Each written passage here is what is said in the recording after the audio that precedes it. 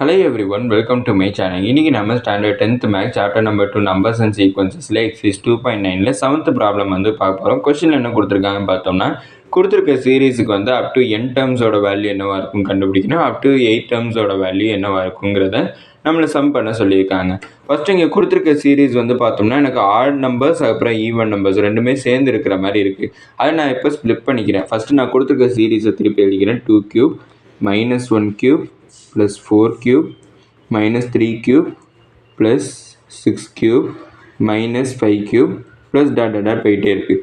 இப்போ இதை நான் ஆட் இன்டீஜர்ஸ் ஒரு சைடும் ஈவன் இன்டீஜர்ஸ் ஒரு சைடும் நான் பிரிச்சுக்கிறேன். அப்படின்னா ஆட் இன்டீஜர்ஸ் இங்கே ஈவன் எனக்கு என்னென்ன இருக்குன்னு பார்த்தோம்னா 2 cube 4 cube 6 cube அப்படின்னா 2 cube plus 4 cube plus 6 cube plus dot போயிட்டே இருக்கும்.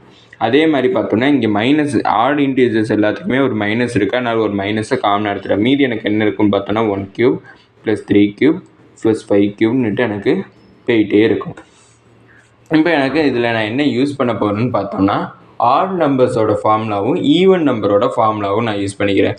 ஈவன் நம்பரை டிட்டர்மைன் பண்ணுறதுக்கு ஒரு ஃபார்முலா இருக்குது. என்னென்னு பார்த்தோம்னா 2n to the whole cubeங்கிறது ஈவன் நம்பரோட ஃபார்முலா மைனஸ் ஆட் நம்பரோட ஃபார்முலா என்னென்னு பார்த்தோம்னா 2n minus 1 to the whole cubeங்கிறது எனக்கு ஆட் நம்பரோட ஃபார்முலா. இப்போ எனக்கு என்ன கிடச்சிருக்குன்னு பார்த்தோம்னா 2n to the whole cube minus 2n minus 1 to the whole cubeன்னு எனக்கு கிடச்சிருக்கு. இது எந்த ஃபார்முலா ஃபார்மெட்டில் இருக்குதுன்னு பார்த்தோம்னா a cube minus b cubeங்கிற ஃபார்முலா ஃபார்மெட்டில் இருக்குது. ஃபார்முலா என்னென்னு பார்த்தோம்னா a minus b to the whole cube plus 3 into ab into a minus bங்கிறது ஃபார்முலா. இங்கே எனக்கு ஏக்கு பேலாக என்ன இருக்குதுன்னு பார்த்தோம்னா 2n இருக்குது. பிக்கு பேலாக என்ன இருக்குதுன்னு பார்த்தோம்னா 2n minus 1 இருக்குது. அதை நான் இங்கே ஃபார்முலாவில் சப்ஸ்டியூட் பண்ணுறேன். அப்படின்னா 2n மைனஸ் பியோட வேல்யூ 2n, அடுத்து இங்கே ஏற்கனவே ஒரு மைனஸ் இருக்குது, இந்த மைனஸும் சேர்ந்து ப்ளஸ் 1 மாறிடும். to the whole cube plus 3 into a value 2n, பியோட வேல்யூ பார்த்தோன்னா 2n minus 1, அடுத்து ஏவோட வேல்யூ 2n மைனஸ் பியோட வேல்யூ பார்த்தோன்னா 2n, இங்கே ஏற்கனவே ஒரு மைனஸ் இருக்குது, மைனஸ் இன்ட்டு மைனஸ் ப்ளஸ் ஆயிடும் 2n ப்ளஸ் 1. ஆனால் 2n எனக்கு கேன்சல் ஆகிடும். மீதி எனக்கு என்ன கிடச்சிருக்குன்னு பார்த்தோம்னா 1 மட்டும் இருக்கும். அப்படின்னா 1 cube ப்ளஸ் 3 into 2 பார்த்தோன்னா 6, அப்படின்னா 6n into 2n minus 1 இருக்குது. அப்படின்னா 2n கேன்சல், மீதி 1 எனக்கு கிடச்சிருக்கு. அப்படின்னா 1 cube வேல்யூ 1 தான் இருக்கும். இப்போ இந்த 6n தனித்தனியாக மல்டிப்ளை பண்ணுறோம். அப்படின்னா 6n into 2n 12n ஸ்கொயர்னுட்டு கிடச்சிருக்கு. அடுத்து 6n into minus 1 minus 6n எனக்கு கிடச்சிருக்கு. இப்போ பார்த்தோம்னா எனக்கு 1 plus 12n square minus 6 into n எனக்கு கிடச்சிருக்கு.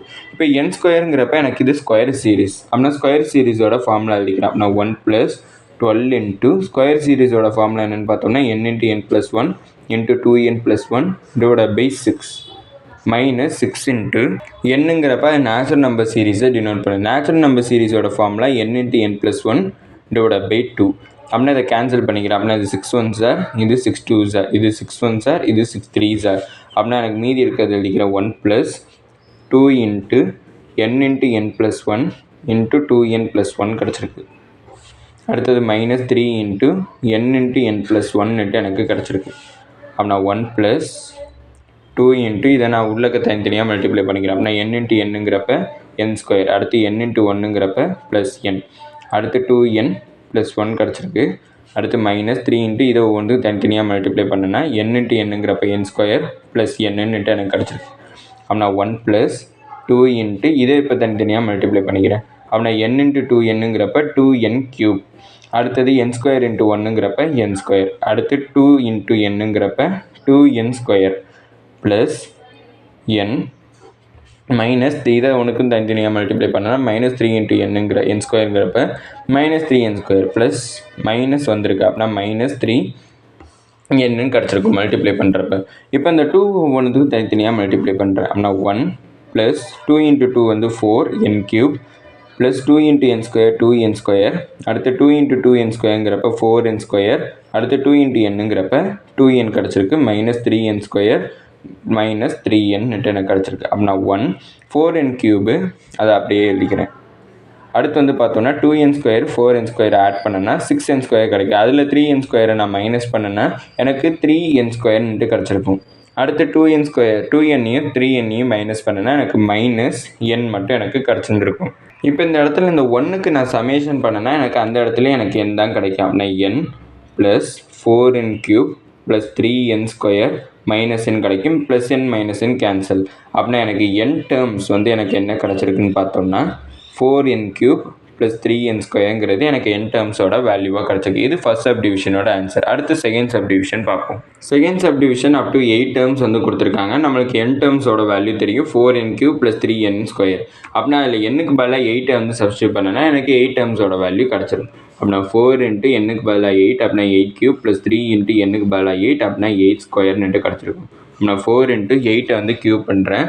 அப்படி 8 வந்து க்யூப் பண்ணுறப்ப எனக்கு என்ன வேல்யூ கிடைக்குன்னு பார்த்தோம்னா 8 × 8 பண்ணோம்னா தான் 8³ வந்து கிடைக்கும். அதோட வேல்யூ 512 வந்து எனக்கு கிடச்சிருந்துருக்கும்.